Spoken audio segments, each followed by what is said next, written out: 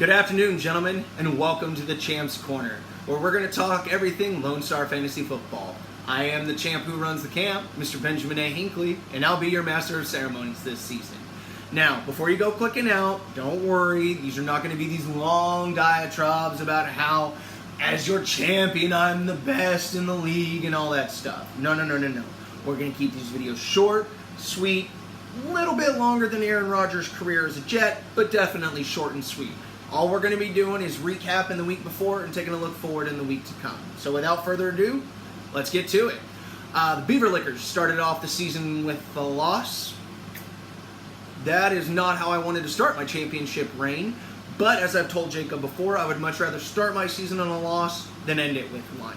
Speaking of Jacob, the Diamond Dogs did end up getting a win this last weekend behind a 24-point performance from Calvin Ridley in his NFL return and a 20-point performance from Bijan Robinson in his NFL debut. Dallas's defense notched Justin DeWeese and his Tig Old Gritty's a win as Joe finds himself in familiar territory from last season, starting on a losing streak.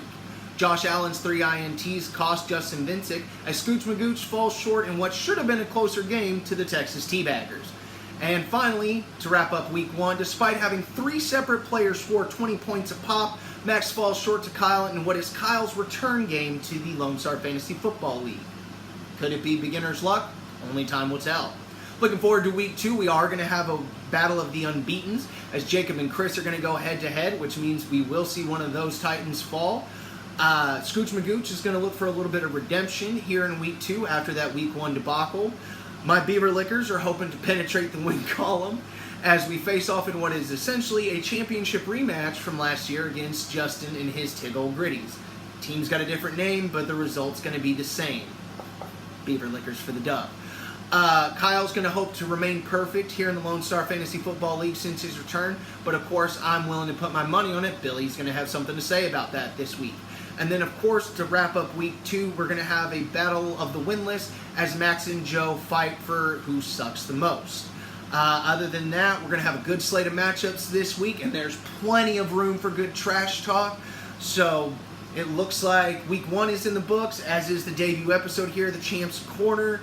I look forward to seeing y'all next week and getting to continue on with this. It's been a roller coaster of a season. I'm sure we're going to have plenty of twists and turns and ups and downs. But as your champion, it is my duty to tell you in closing, let's go Pats, and long live the Beaver Lickers. Peace, motherfuckers!